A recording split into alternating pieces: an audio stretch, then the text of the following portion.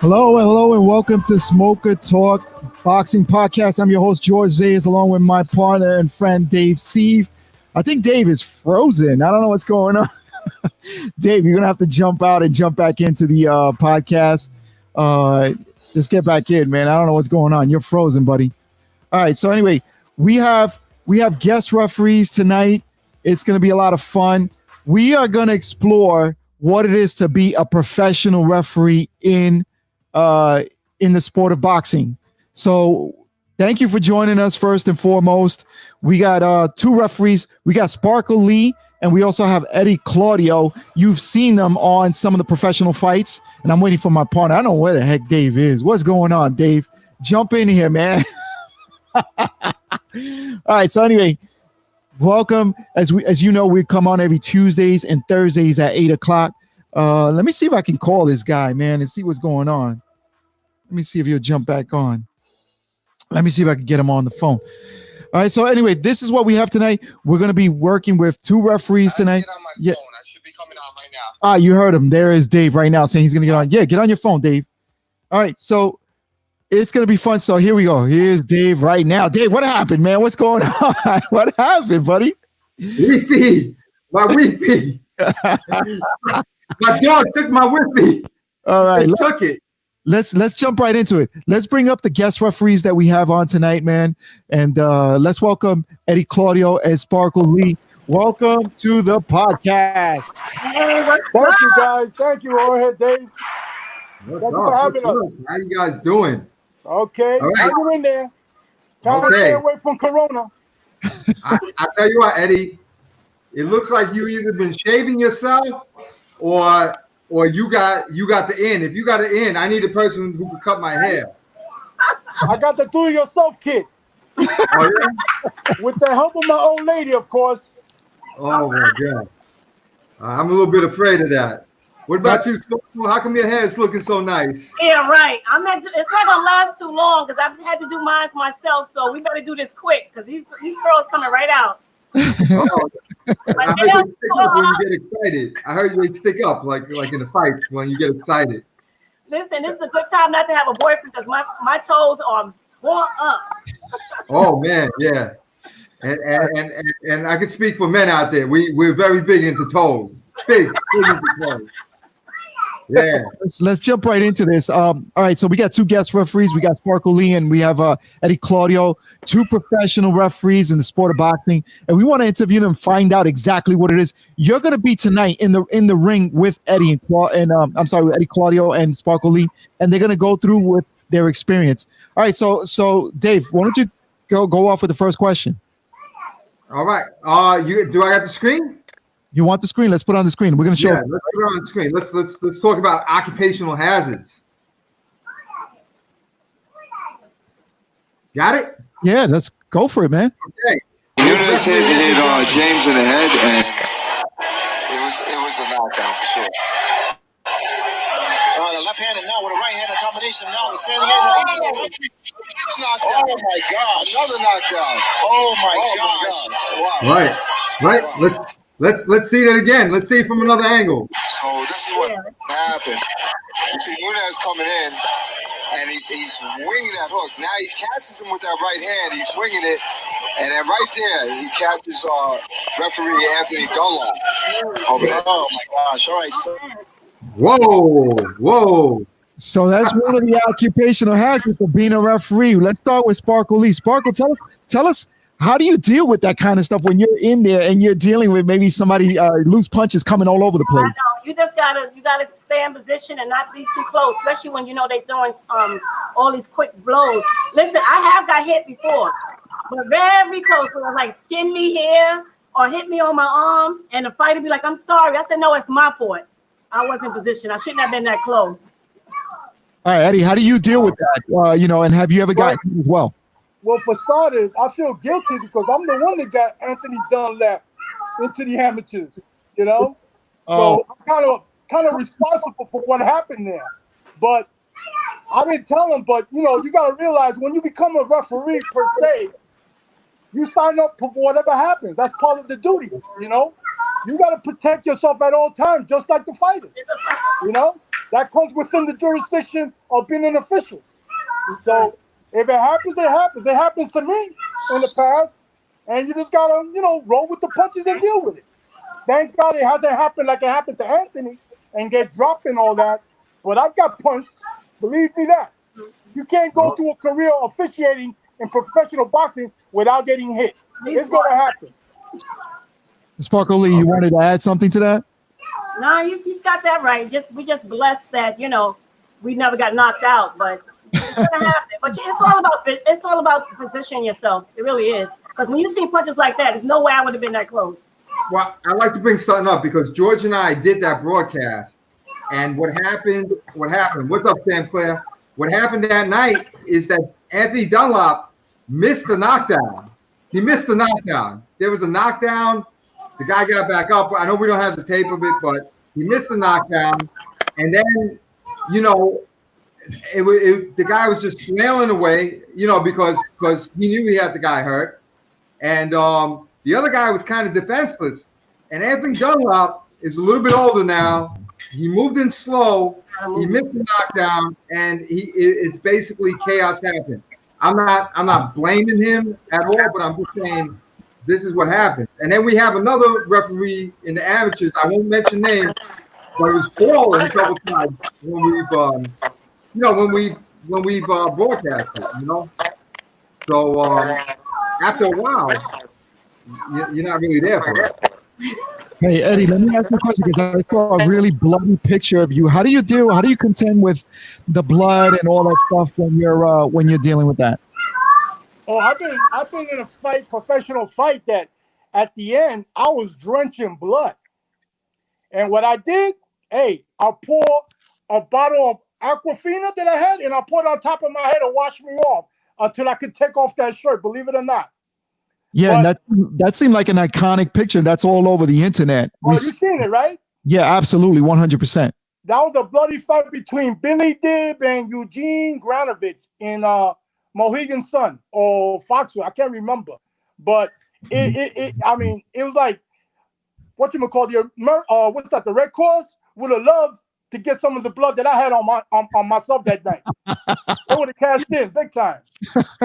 Oh my gosh. And Sparkle, have you ever gotten full of blood in that sense, like a whole bunch of blood and Absolutely. It's part of the game, man. Part of the game. It's all good. You just hope you don't have to rep the next bout.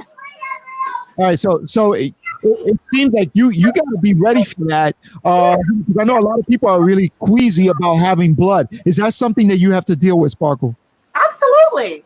Then you don't need to be in the ring, man. That's part of the game. Somebody get a cut on their head or a nosebleed, you're gonna get blood. That never bothered me none. It's part of it. That's good. All right. So before we get into starting the career, I got some more video. Let's see Sparkle Lee in action. Oh God. I got the screen, George? Yeah, you got it. Let's go. Okay. All right. Cassius Baloy. I don't even know. Baloy versus Javier Alvarez, who's in the blue. Okay. And Baloy, he's fought. I think he's fought Mayweather a couple times. He's fought a lot of different fighters. He can fight. Yeah. I believe that was an IPF. Where was this, in South Africa? Yeah, this was in South Africa. Yeah, it was in South Africa. It was. It's Alvarez. He was trying to act like he was in it, but I could see his face, man. His cheeks and everything was like it was just coming down, like he really wasn't in it. He was just looking like that he wanted to continue to fight. But this guy had him. Right. He hit him with everything he wanted to hit him with. But sometimes some of these fighters, you're gonna have to sometimes stop them because they got this big heart and they're not gonna stop on their own. Right. Okay. So look at him. Speaking of big heart, but yet he couldn't stop that one punch. He couldn't stop none of those punches. Okay, and this is in the second round, and he goes down again. Yeah. And this is two Sparkle count. since it was a championship fight, the only reason why I gave him another chance. You see, he was really out of it, but he's like, I'm good. I said, I'll give you another opportunity. And this is the end of the round, right? This is the end of round 2, right? Yes. All right. And what I like is that I don't see you too much in there, but you got in there. Okay. So now you basically had to help him back to his corner, right? No, I ain't help him, but I had my hand just trying to I just really wanted to watch him and stay close to him to see what was going on, looking at his legs and seeing how he went back to the corner. I was gonna give him another opportunity, but I knew at the end of the day, he gets hit with some more. I'm not going through the motion. Gotcha. And like I said, I don't know if I, was even telling you what was crazy. See, I didn't even go to Bob Kelton. He was going crazy. His cornerman was going crazy. But I know exactly what was going on. And I'm glad I did when I did, because that morning before I left for South Africa, I was having breakfast and this trainer came to me and he was like, hey, you'll use that ref. He said, you saved that guy's life. I said, what? He said, they had to rush him to the hospital when he got in the back. Wow. They said he was going. He's staying it for overnight, but they let me know. He said he's okay, but if he would have stayed there a little longer, we don't know what would have happened. So I knew I did the right thing. Now I know a lot of referees get a lot of heat for when they stop a fight what's considered premature. We as fans watching from the outside, is it a different look when you're in the ring? Do you see something different as opposed from being outside the ring and being a fan and a spectator? We'll start with Sparkle. Go ahead. Yeah, no, absolutely. I mean, from the outside, from the, anybody that's looking from outside, you see this guy and he's still putting his hand up like, oh, I'm ready to go. But at the end of the day, you just getting hit and nothing else is, you're a punching bag. And to me, I looked in his eyes and his face and his cheeks and stuff was like drooling down. He didn't look the same. So I was like, okay, if you go down again, I'm just going to stop it. But thank God I did. And Eddie, the same question for you. Is there something that you see differently in the ring when, as opposed to us outside? Because sometimes we criticize sometimes referees. I'm guilty of it. Sometimes I'm like, oh, man, they stopped it too soon. But the truth is, you guys got a close-up look. What is your reaction to that? How would you answer somebody like a fan that would say, hey, you guys stopped it too soon? Well, they don't get a close-up view as we do. The fans, all they see is the body language. We see the pupils of the eyes of the fighter. We can hear them breathing. We see a lot of signs that we are taught by doctors at seminars what to look for. Mm-hmm. That's what the fans doesn't know. We see them in the ring when they're in that bad of a shape. We know what we're looking for. All right, and some shout outs to some of the people that are out there tuning in. We got Nighthawk 13666. And Christian Bermudez says 2 of the best refs we have, and Sparkle Lee did my pro debut. Much love. Alex. What is Stevia saying? What is Stevia saying? Eddie's the only referee I know that will drive 10 hours to do a 4-round fight. That's Alex, the ring guy. Yeah, that's right. He's the ringmaster. And you know what? The funny thing about him is that, I could tell that may be true, and that's because of the love of the sport that you have, Eddie, for the sport. Right. For that. Like I said, I'll do it for free. It's just in my blood. Next week, I can elaborate more on it. All right, good.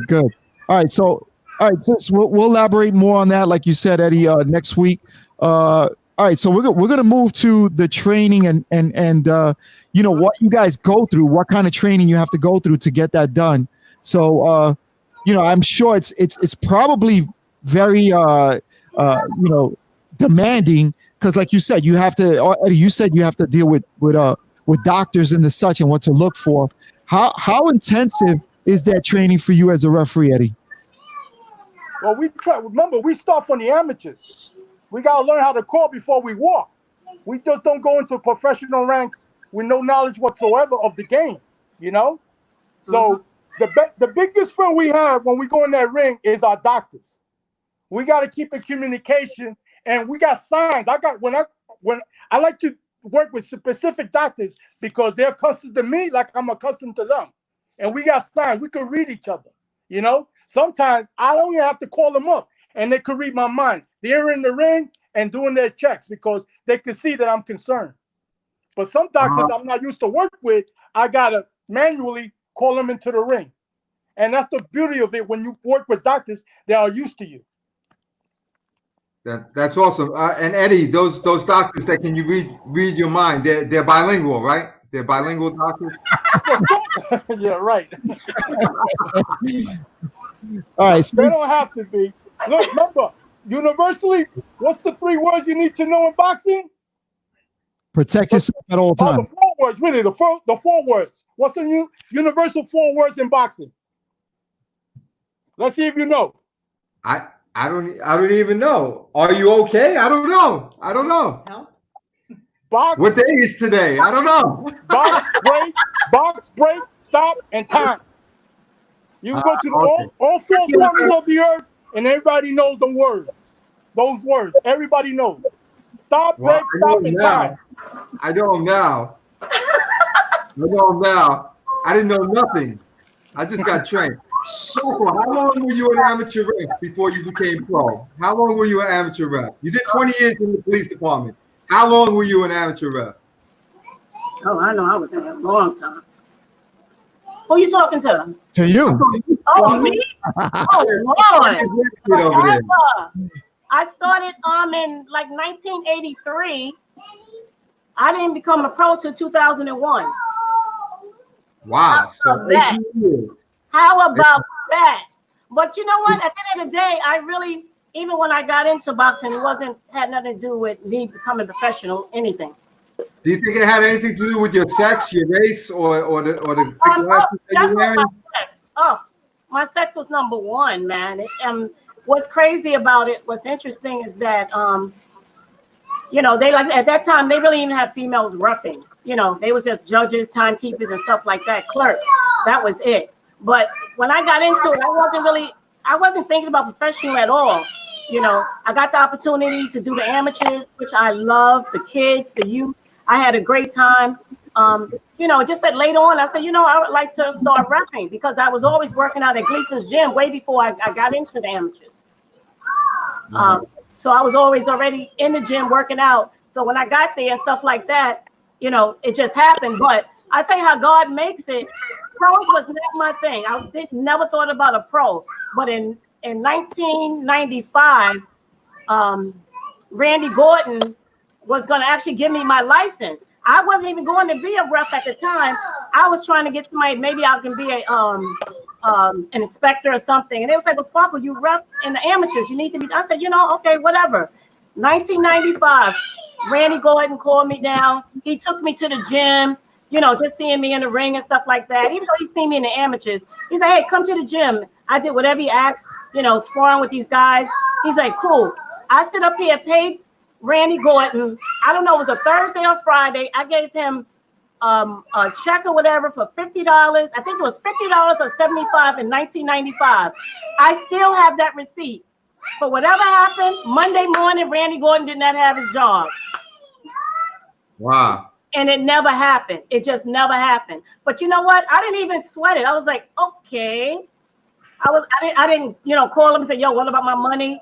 I just moved on, but which was a blessing because in '98 I got to be the first female to do the Golden Gloves. So how the God works, it wasn't meant to be. All right.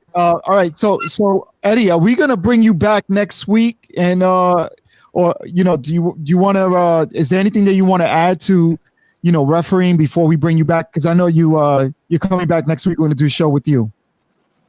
But you wanted me to elaborate on how I got started? Yeah, absolutely. Right. Well, now or next week? Next week. Okay. You know what? That'll be. We still got a lot of stuff going on. We still got stuff with Sparkle.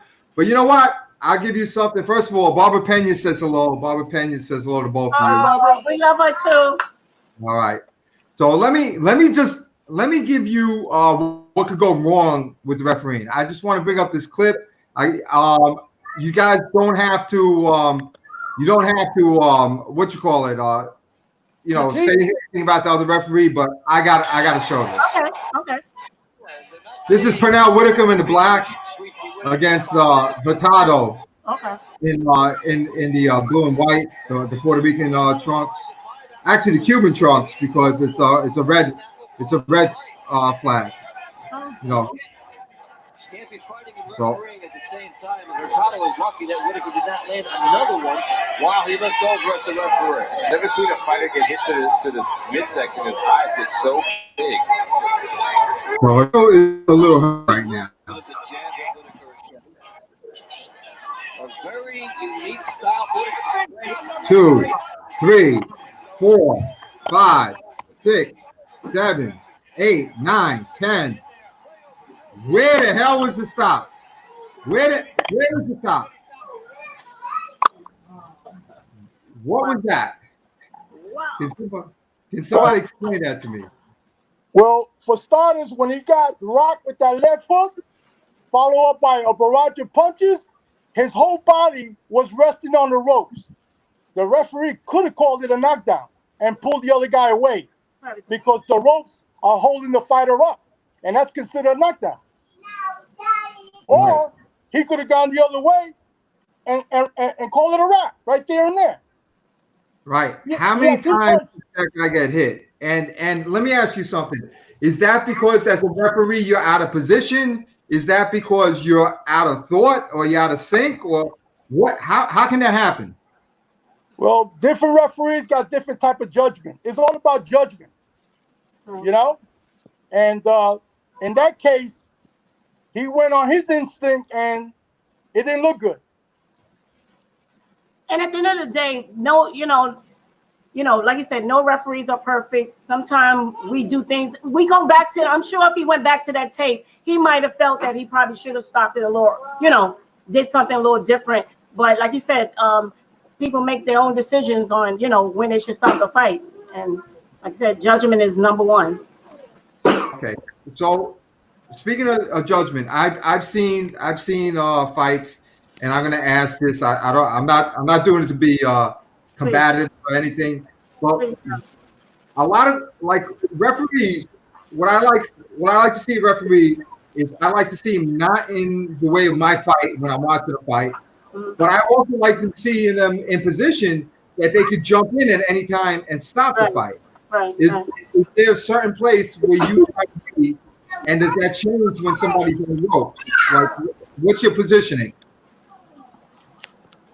Let me tell you something. I'll give it to you, Sparkle. Say it again. Well, your position, anytime, if you notice referees when they're in the ring, they're always moving. You try and you see the two fighters like here, you want to be right there in the middle so you'll be able to jump right in. You should be in a position, if you wanted to walk right through, that you could do it. So, your job is to try to just be in the middle and just go back and forth and try to stay in that certain position. Now, when they get on the ropes, you got to get closer, just so you can see what's going on. So it's all about, what's going on. And if somebody's getting really hit really hard, the harder somebody's being damaged, the closer you have to get to them. It sounds like you're gonna have to do some refereeing in your house back there. Right. I think there's a brawl. I think there's a brawl behind you. Something going on back there. I don't know what it is. That's my granddaughter. I'm just letting her be her. I'm trying to. You should see what she's doing. She's making a mess, and she knows she's getting over. She knows I wouldn't even allow her to do that. All right. So Eddie, we want to ask you the same question about being in position. You wanted to elaborate on that. Yeah. Well, it's not easy because these guys are constantly moving, and you got to move and put yourself in a position that you're not obstructing the fight, And like Sparkle said, to piggyback, it all depends where they're at. If they're infighting, that means you got to move in a little closer so you can see and observe from head to toes what action you got before you. If they're moving around the ring, then you got to give them the room as well. Always looking out for the corners because you don't want to get pinned in the corner by these two guys, And if you got a lefty and a righty, you try to stay as much as possible on the open side. All that comes with experience. Oh, on the open side. You only get involved when you have to. Because remember this slogan: the best referee is the referee that you don't see. Absolutely. That's not in the action. Yeah, that's actually a pretty good assessment because I don't want to see the referee in the fights all the time either. Sometimes it's annoying when you see a referee stepping in too much. Now, one question, I'm going to let Eddie go, but before you go, I want to ask both of you this question. I'll start with Eddie so he can jump out because I want to bring him back next week. How important is it for you to learn how to dance moves as a referee to be able to move around in the ring? How important is that? We'll start with Eddie. The only place I dance is in the bedroom.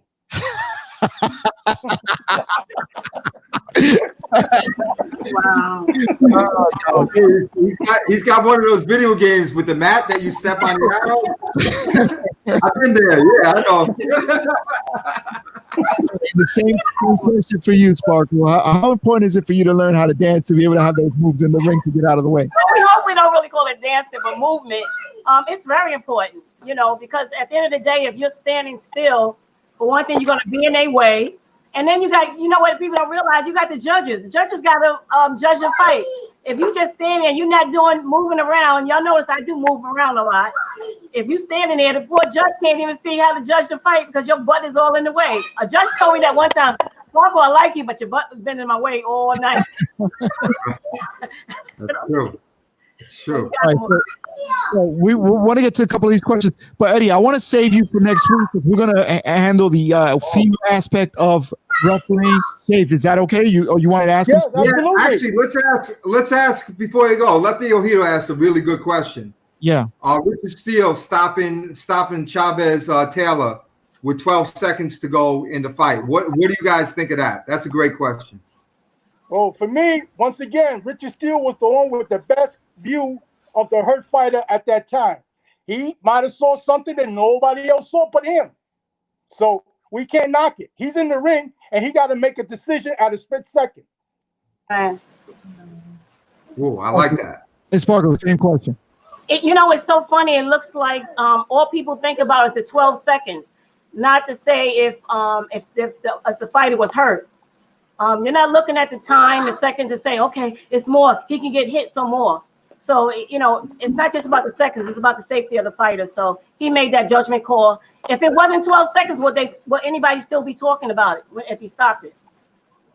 And, Right. one of the things that I want to point out in that same fight is that Melvick Taylor was never the same after that. That's right. So we don't know the punishment that he took during that fight. So, yeah, it's important to have that third person in there, just watching out for the safety of the boxer. So, thank you so much for that because that's important, that you're in the ring. Definitely important.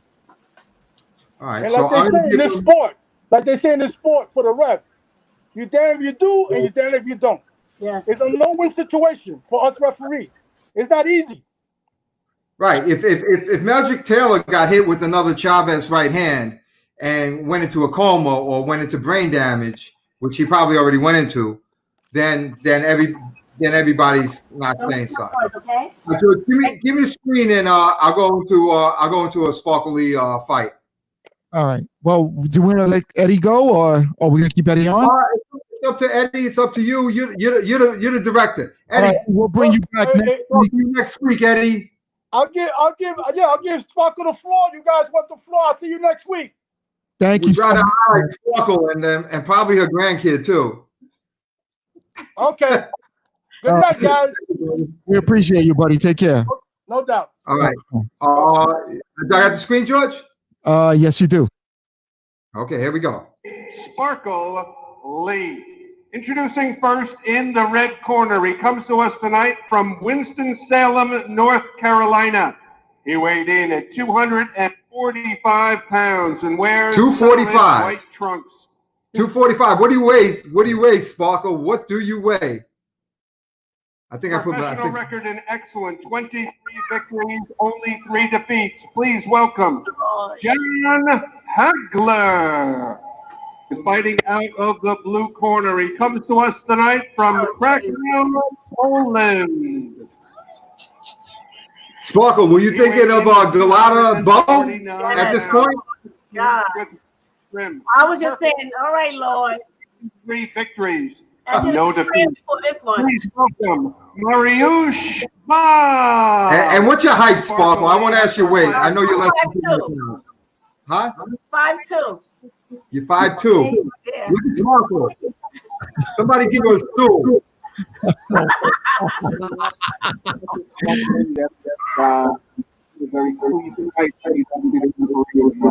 So Dave, kill the on that.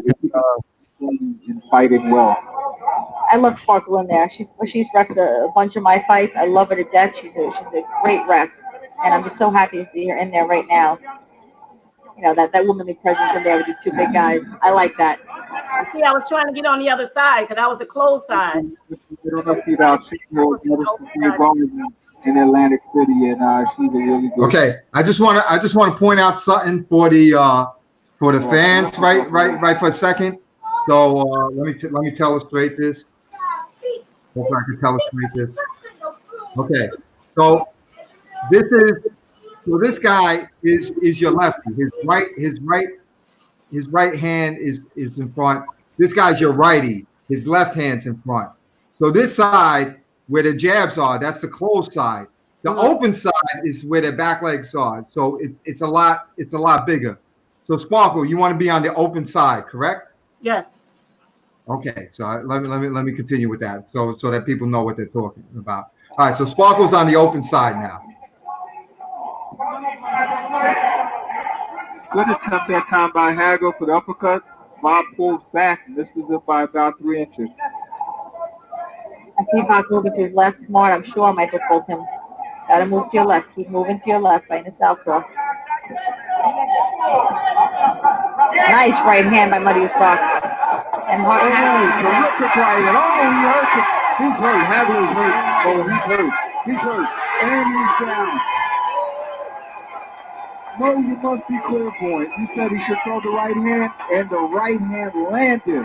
I tell you, the closed John has some power. And all right, Sparkle Lee handling the big guys. I know. You know what's so funny? I ain't gonna say I don't usually say too much about fight, but that one was so interesting because I had to go in, each fighter's room to talk to them, give them instructions, and Hagler had me laughing because he says, "So how you gonna break us two up?" Right? I said, "Well, by any means necessary." Damn it, right? So one of my guys was even saying, Spark, even when you do the gloves, these guys are big. Don't worry about it. Just pull it real hard. Let them know you're in charge. I said, okay. I was like, okay, Lord, we got this. And then he goes down. In my head, I'm like, oh, I guess I have to worry about breaking you up. Oh, man. All right, so I just want to ask a couple. First of all, let's get to some of it. Let's get some shout outs here because people are commenting and we kind of been ignoring them a little bit.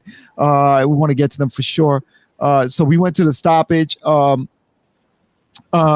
ones. First of all, Ron McCall, thank you for tuning in. Sean Ferguson, Lefty Ojeda, he's here also. Let's see who else is here.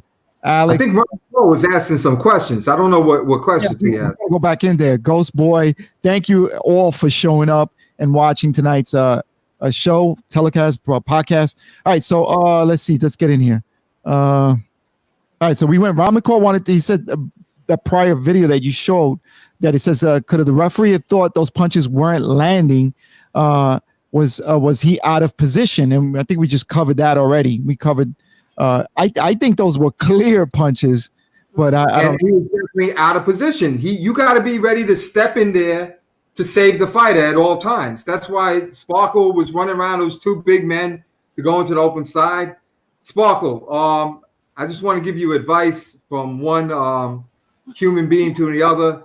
If you get those big fighters again, and you're saving people, don't jump in there. Just put your arm out. Don't put your head in there. Don't jump in face first. Okay. Absolutely. Thank you. Okay. Good stuff. I'm just saying. All right. Sean Ferguson says, nice meeting you. Wishing you all the best. Not sure who is he referring to. All right. Sparkle, because he knows me, so he's not meeting me. All right. He never liked you, George. So that just leaves Sparkle. Okay. All right. And then Ron McCall wants to know if either of the refs ever boxed competitively. But since Eddie's not here, we'll ask him next week. But Sparkle, did you box ever in the sport? Did you ever try boxing? It was just an amateur thing for me. Like I said, when I started in Gleason's gym, I was just going there for the workout. And then that Gleason always had that white collar boxing. I don't know if you guys heard of it. They still do it today. So, you can be a constructional and you can fight somebody in Wall Street. Well, I was just there for the workout and they sit up there. I was like, hey, Sparkle, why don't you just get in the ring a couple of times? So I actually did some of their white collar boxing, which was amazing, amazing. Found out years later, this young lady, because you know people came in and tried to be little stars. So a couple of times they had these models come in because they want to do pictures. All right, can we unbox a female, but make sure she don't hit hard or whatever, so they can do the cameras. So you know, I said, yeah, okay, I'll be real nice. Found out later, she wrote a story. She's some big yoga. She said, I fought this girl named Sparkly at Gleason's, and she broke my nose. Wow. Oh my God. Wow. It was amazing. And I'm gonna tell you something. You know how boxing for itself is for a lot of these young guys is the way for them to stay off the streets and stay out of trouble. I'm gonna tell you something, I'm gonna tell you something personal. I really didn't know what boxing did for me going to Gleason's gym, because as you hitting those bags and doing all kind of stuff, you can let off a lot of drama that's going on in your life. And I just, you know, be personal, but I actually was molested by my brother when I was young. So as I was actually working out at the gym all the time, hitting that bag, he was definitely getting some hits in. And I think it really helped me to be the person I am today, because without that, I really don't know what would have happened. I didn't realize it because you would never saw it on my face, because I'm, you know, pretty much a cool person, nice, I'm smiling, but there was a lot of things going on. But I think for me, boxing and just everything in it really helped me to get over a lot of stuff. Well, thank you for sharing that very personal story with us here on Smoker Talk. We do appreciate that, and I'm sure that helped you to kind of work that out, to work through that. That's awesome. I noticed that Alex is always about the ring, So when he sees a fight, when you see a fight, Sparkle, you think about the refereeing. Some people think about the judging. Some people think about the training. Alex only thinks about the ring. He said for that heavyweight fight, it was an 18-foot ring, and he put it up himself. It should have been a bigger ring. Do you think you were endangered by the promoter? By putting you into an 18-foot ring with what was that, about 24 feet of men? How big were those? Those guys were huge. I don't know. I didn't even really see it that way. I just wanted to get in there and get that one over with. So okay. I was grateful the way it ended. All right, by the way, that's a good question. Who hires you? Who hires the referee? Is it the promoter? Is it the no, it's not the promoter. The commission. Commission signs. Yeah, depending on the city, the commission assigns that referee and judges at the fights. Now, when you do the championship fights, of course, that's the idea. People there, or the WBO people will call and see if you can work a fight. But as far as in your city, these regular fights and stuff like that, the commission assigns you. All right. Okay. So let me just say a couple things. Ghost Boy says, can I send you guys a song to react to for your opinion? Hey, man, no problem. You can DM here on Smoker Talk Boxing. You can DM us. Not a problem on Instagram. That's not a problem. We'll take a look at that. And then Ron also has Ronald McCall says, are referees surprised by some of the decisions of the judges after being in the ring, watching the fight from their perspective? Wow. I tell you, I'm glad I'm not a judge.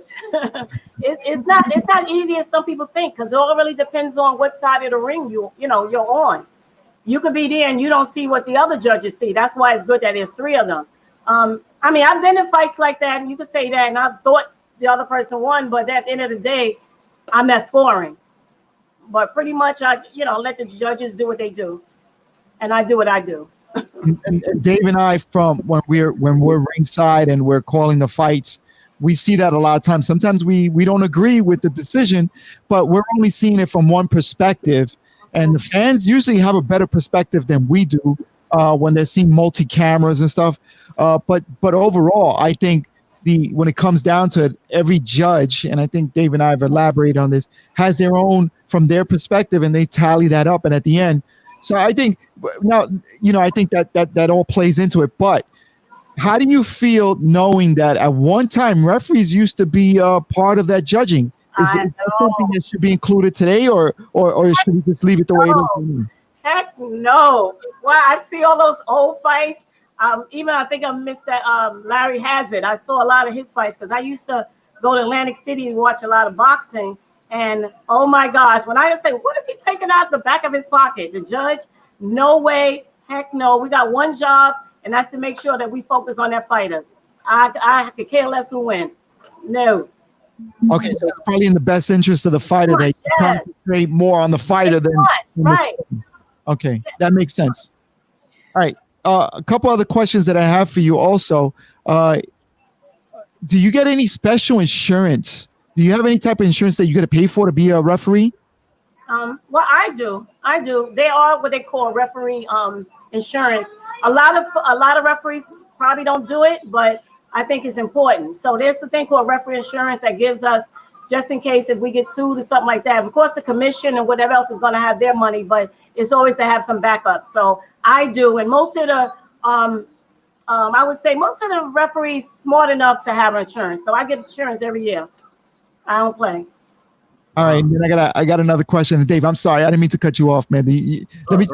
Let me just jump in with this other question. Do you enjoy watching the fights? Are you a boxing fan? Oh, absolutely. I love boxing. Absolutely. But as a ref, do you enjoy watching the fights that you're officiating too? Is that part of it? Different. Yeah, it's different. I mean, remember when you're sitting down and like a fan sitting there, you can be more relaxed. It's just that's a whole big thing, because when you're in the ring, you're enjoying you in there, especially if you're in there with somebody you always wanted to ref and they the bomb. But at the end of the day, you're not you're not a fan. Your thing is, okay, are they doing it right? Okay, is this person you got a lot of other stuff going on in your mind, not like you're sitting down and chilling. Can't be. Right. But at the same time, do you enjoy being a part of that show? I mean, there's a thrill. It's a humble experience. Yeah. Humble. I mean, even if I'm enjoying it, I know how serious this is. This is really somebody's life is in my hands. You know what I'm saying? That is right. To me, believe it. I pray when I go in there, pray when I come out, and the whole nine. Yeah, you got somebody's life, so yeah, it's serious business. All right, give me back the screen. I'm gonna take a look at one of the. We're gonna take a look at the fights. And Ron McCall, who are some of your favorite boxers? She told me that when she did this fight. I wanted to ask her the same question, and Ron beat me to it. Ronald beat me to it. Who's your favorite boxer? Oh, coming up, I'm gonna tell you, I'm a Marvin Hagler junkie, man. That's my boo. Wow, you took it way back. You went way back. I had his children. Oh my God! Okay.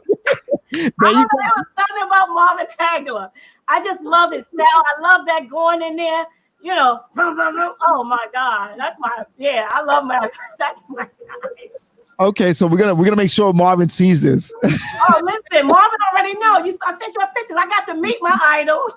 I got those pictures. Yeah, I got those pictures. And I told him, I said, I see that you left the country because you didn't feel that they were treating you right. But I said, let you know, we love you. I definitely love you. So yeah. Dave, put up that picture, Dave. Let's put up that picture. You got it? That's my boy. I got a bunch of pictures, but I'm not sure which one. Put up the Hagler one. Put up the Hagler one. I let him know. We miss him, but we know. I told him I know he had to do what he had to do for him, for himself. All right, she's coming in the row. Sparkle, who's this? Who's this? Do you see the picture? Who are we talking about? The fighter? Are you talking about the fighter? Yeah. These are the pictures you sent me. Right. From here, it looks like I can't see because I saw my boy in the back, but yeah. Isn't this the pillow kid that puts everybody to sleep? I don't know. Yeah. What's this?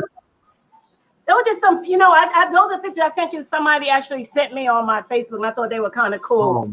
So, I mean, yeah. Do you know this one at least? That was horrible. Yeah.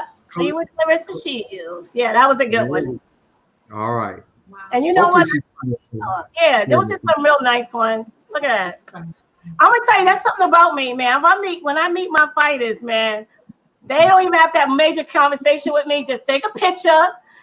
Listen, nice meeting you. I ain't got time for no autograph. I want to keep this, so I have. Who wore the red hair better on this picture? Who wore it better? The red hair. I think he did. Is this Roger or Floyd Sr.? That's Roger. That's Roger. the late Roger. And they go Floyd Sr. And let me tell you, where a lot of these pitches with like with Hagler and all of them, what happened was, I think it was a WBC or somebody had this thing in Vegas, and they were bringing all of these fighters, right? So I'm trying to find people. I'm like trying to find Robert, everybody. Could somebody go with me? They got all the fighters there. This one time, everybody's gonna be there. Come on, boo boo, right there. And I couldn't find not one person to go with me. I sit up here, found me a flight, found a cheap hotel. I went there for one day. Oh, that's not nice. Oh my God. She's starstruck. I was like a baby, a kid in a candy store. I got to meet any of them that I wanted to meet that day. It was amazing. Wow. That was, look at that. No, who could say they got a picture with these two guys together? Wow, that's iconic right there. That's awesome. Sugar Ray and Tommy Hitman Hearns. Rambo Livingston. Oh my God, I haven't heard that him in a long time. I know. Who could say they got Sugar Ray. that? Sugar Ray looks like he's putting the moves on you, Sparkle. Was he asking you for your number? I met him in the 80s at inside Gleason's one time, me and my sister.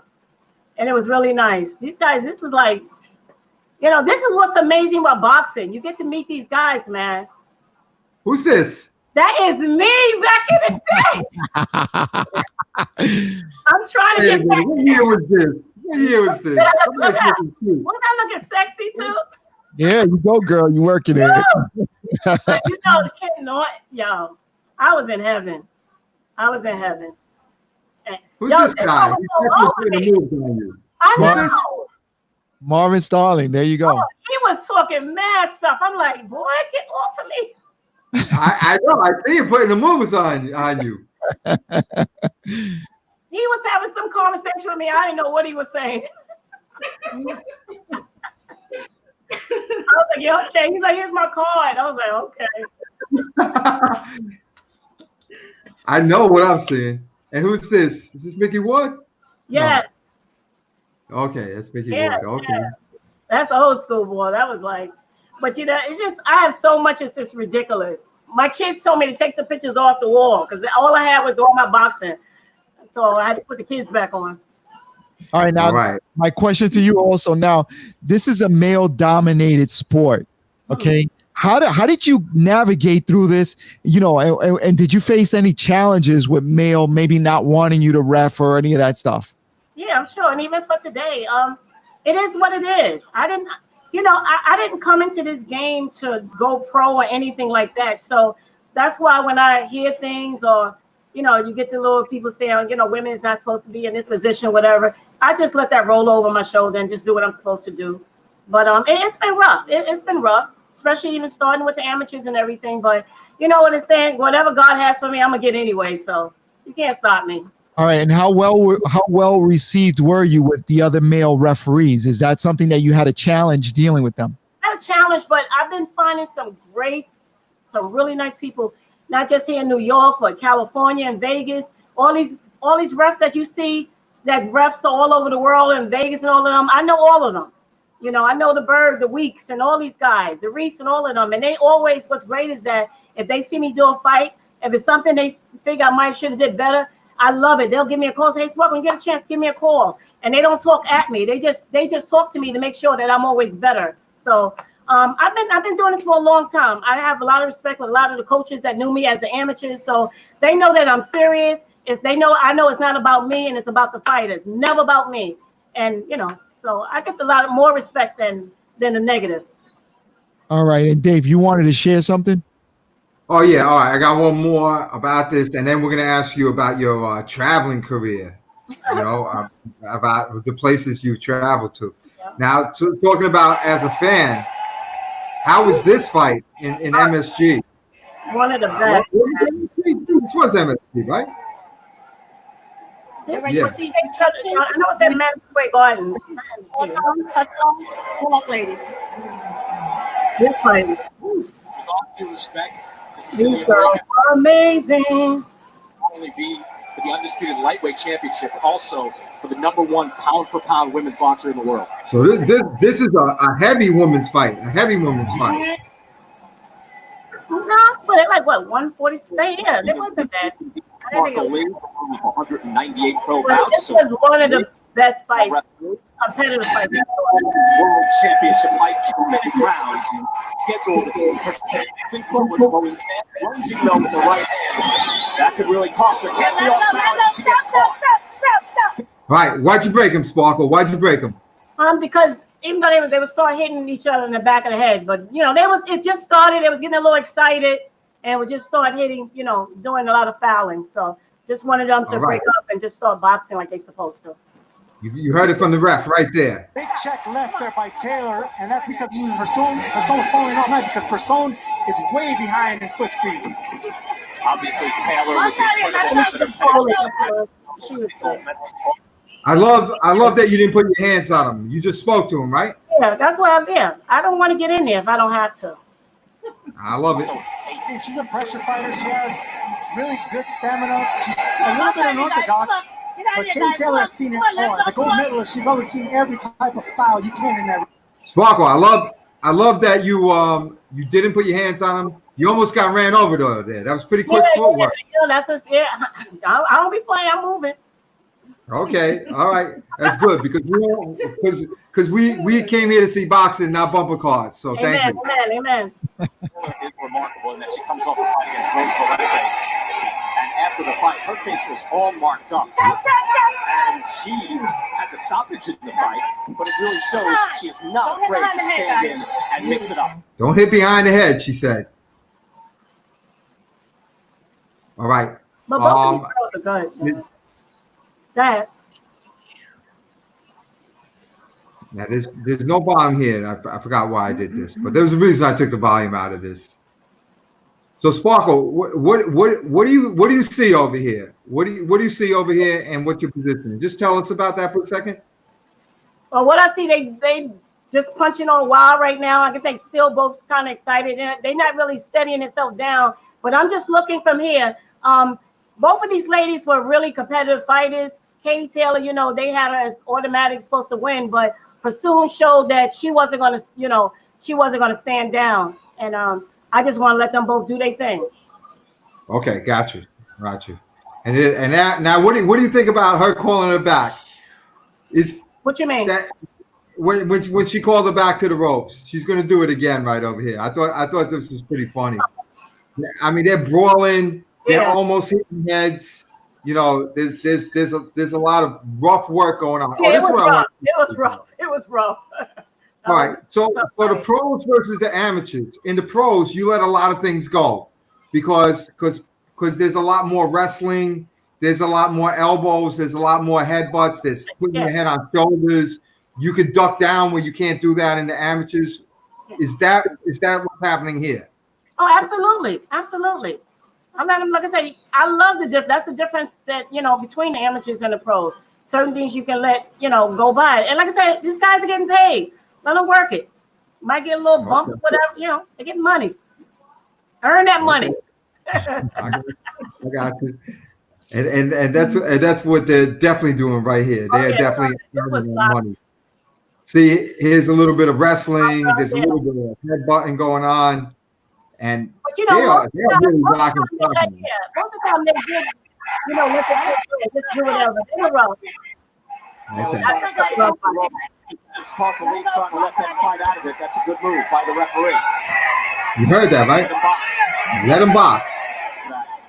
Left eye of Delphine Person, and you see Taylor boxing very differently now, moving back, waiting for her shots, waiting for her opportunities. Brian, if you caught that, Delphine Person made the chicken move as you saw Katie Taylor continue to move away from her. So Delphine Person wants a fight. Katie Taylor's corner is not giving to her. Looks just not smart. And Person has proven herself to this point that you're just not going to walk through her. She's much too experienced. She will flip those shots as well. She's just not there for Taylor to hit her.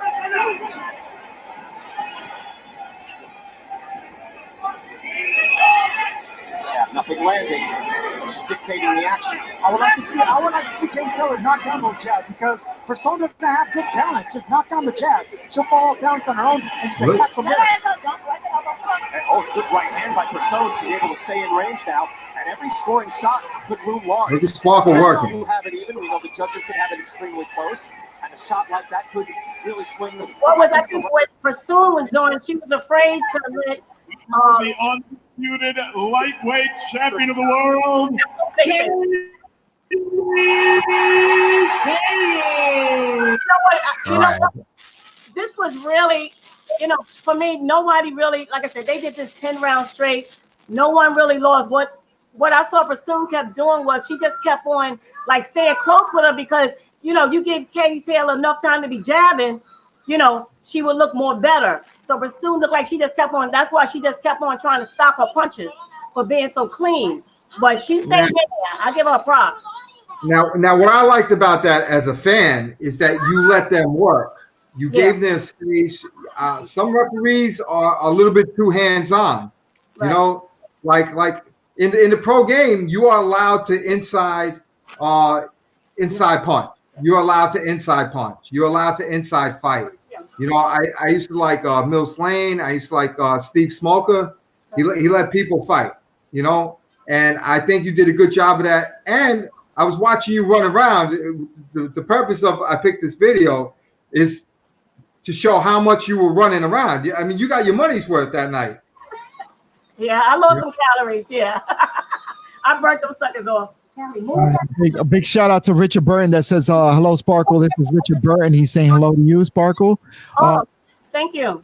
Also, yeah, let me ask you a question. Is it when you finish doing a fight, right, and you're done with it, when you get home, are you exhausted? I mean, does it feel like you went to the gym and ran like for a mile or two?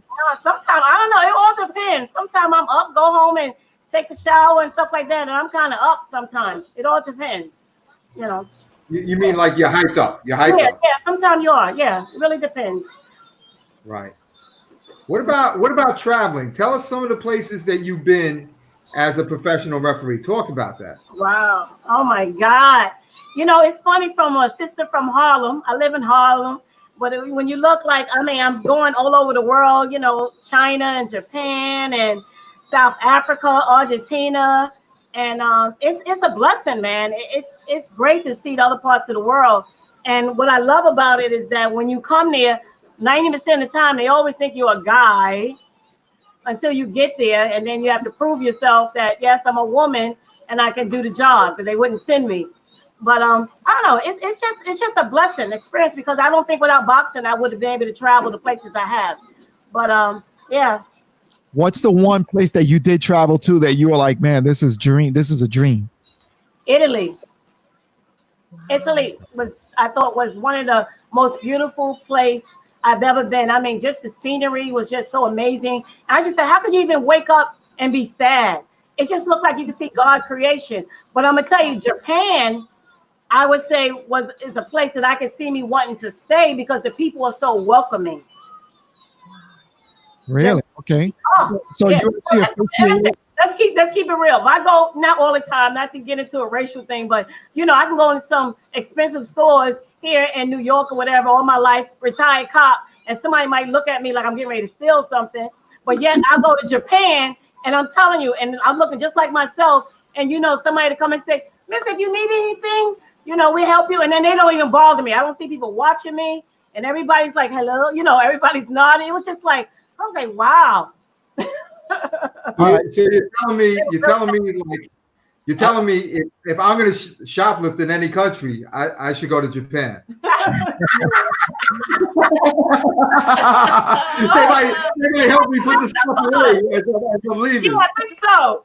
I think she's just saying that because you're here, Dave, and you're part Japanese. I think that's what it is. I think she's. No, I just thought they were just so nice. Just the love. I felt the love. I just felt so much love there. And then I talked to a few people who families was in the service, and whether they were Spanish, Black, when they were saying, yo, I've been there for a year, and we said it's always like that. They felt the same love. All right. So you did it. You officiated. You did one of the officials. You were one of the officials in a Japanese fight. Wow, that's incredible. Is that a fight that was bought from here, or they hired you from Japan to do fights from Japanese fighters? The IBF had me to go there. Wow, that's incredible. Yeah, that's what I'm saying. What? This is a good job. And now, how many females? Because we're at the hour mark. How many females right now are officiating boxing matches right now besides yourself? Is it a small group of women, or are there more? No, it's a small group. A lot of, and I would say, Kelly. Sorry, my brain. Can you hear this noise in here? No, we're good. Go ahead, continue. Okay. She's gonna get beat up. She's gonna get it. Okay. No, a lot of like in Mexico and Argentina and certain places, they got quite a few females that's repping, but not too many. I think here for us, as far as the United States, is much. You got a couple in California, not too many, but it is a handful. All right, and if a female wanted to get into this sport and be a referee, well, what kind of advice would you give them to follow that dream or pursue that dream if they wanted to? I would say definitely start with the amateurs, but don't get in this just so you can become a professional referee. Become an official to learn, and so you can learn about these fighters, so you can have the respect and understand what they go through, because this is a serious job, and to know that your life is in their hand. It's not just getting in that ring. So take it serious, get the experience you need to get, and then go for it. All right, how important is it to be a mom and be in that ring? We're having that experience of being a mother. Are you talking about as far as for me? Yeah, like you being a mom and then going in and being watching, these guys fight. No, that's not much. Listen, it ain't nothing like being a fighter and being a mom. There you go. That's okay. where the work is at. These women, that's why these women need to get paid. All right. They the mama, then they gotta, fight in the ring, come out and still take care of the kids. They work harder than me. I'm good. All right, Dave. Any last questions, Dave? No, I just want to say you're a retired police officer. So is Eddie. A lot of Ricky Gonzalez. Yeah. Right. So basically, George and I do a lot of work with USA Boxing. Do you want to say anything to the police officers about and firemen and maybe some city workers? We can use some volunteers, and we can use some people to ref, to judge, and officiate our shows. I think USA Boxing in general could use it, right. And maybe they could look at you as somebody who's done that and then went on to the next step. Would you have some advice for them? Well, for USA Boxing, now that I'm professional, they're not gonna. I can't just really judge or ref. Really, they really won't allow it. Right. They won't allow it. There's some people that are cops that need something to do, and they need something, something positive to do. Right. And if you could talk about that for a second, how they could go about and do that. Yeah, I would say definitely. And who's up there calling me? I'm going to cut him off. Eddie. Why are you calling me, Eddie?